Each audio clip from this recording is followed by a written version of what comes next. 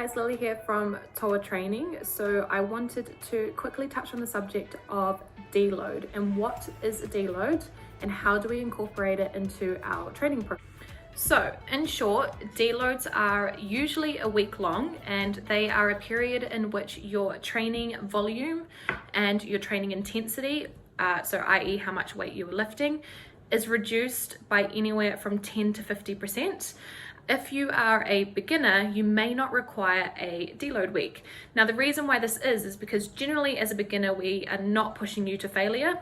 We are not putting you in a state of extreme stress in terms of training. Whereas someone who is maybe an athlete or intermediate to advanced, we would expect that in their gym sessions, they are pushing almost, or if not to failure, in most of their exercises. So the gym intensity and the volume that they are doing in their sessions is going to be relatively higher compared to a beginner or a novice lifter in the gym. So deload weeks basically train smarter, not harder. And although you are doing less, you are actually progressing towards your goals in a healthier state in terms of your body and your mind. And you actually lessen the risk for injury and you avoid overtraining. So when will we incorporate a deload week? So looking at a general training phase, anywhere from 6 to 12 weeks, depending on the client, once again, and depending on how well trained they are and what their goals are. For me personally, and for majority of my clients, I would look at every 6 to 8 weeks. If they are intermediate to advanced, I would provide them with a deload week. And what this would look like is I would finish off their phase of training with a testing week.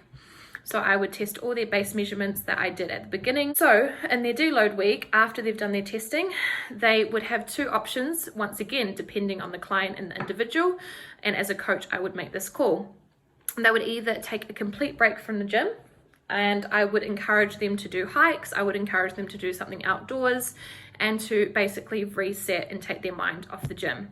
The second option that we have is keeping the client or the person in the gym, but we've reduced their training volume and intensity anywhere from 10% to 50%.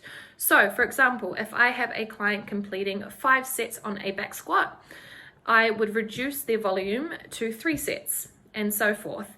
And also they wouldn't be pushing their weight as high. So for example, if a client is pushing at 5 reps, so their training weight is going to be fairly high for those 5 reps, I would do 3 sets at 12 reps. So what that means is obviously the weight has decreased, the volume and the intensity of the session is already massively reduced for that person.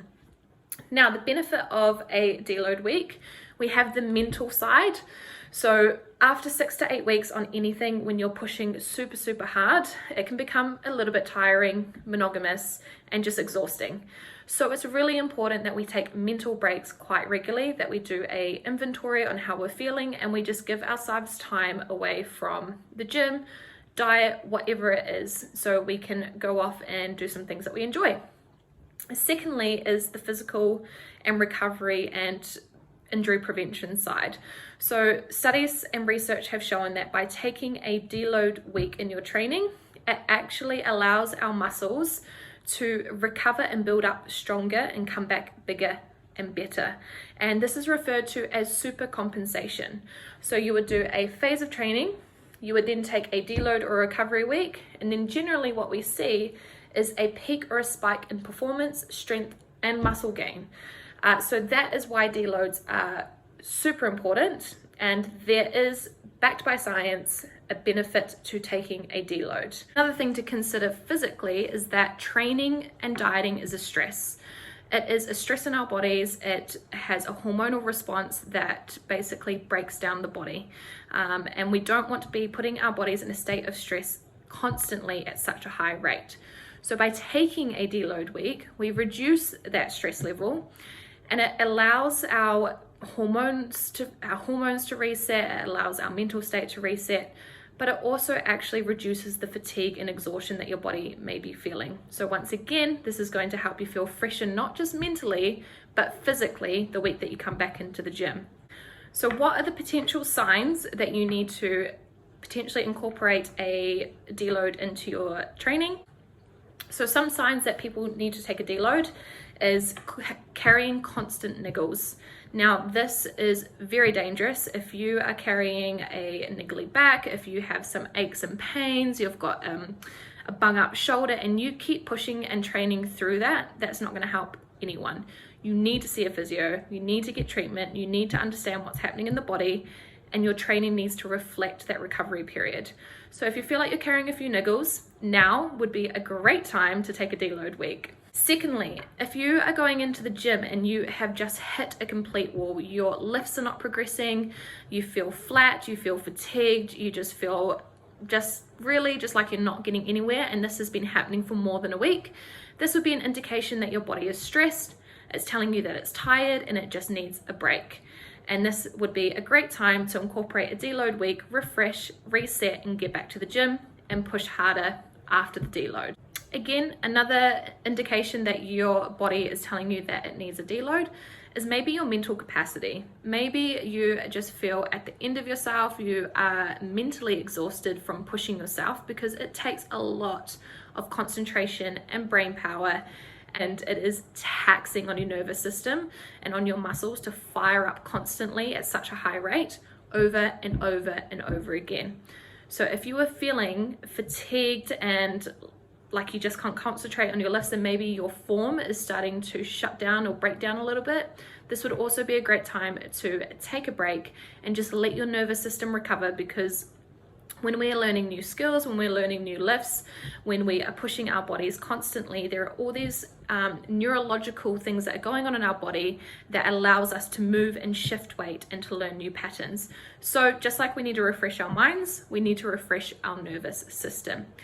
Now, typically in a deload week, we would also look at the diet. So if you are currently tracking your calories and you are in a calorie deficit whilst training, you would want to bring your calories up to maintenance during that week for your deload.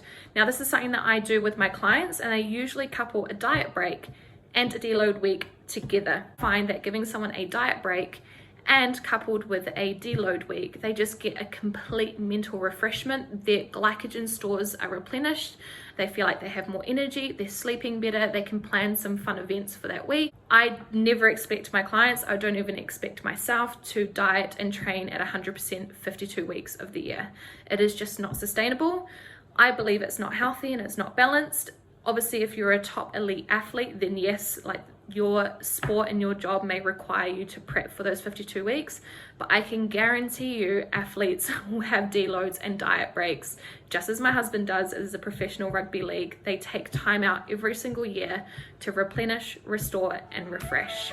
I hope this was helpful, guys. I'm sorry this was a bit long, but I just wanted to touch on the subject of deloads. Thank you for listening.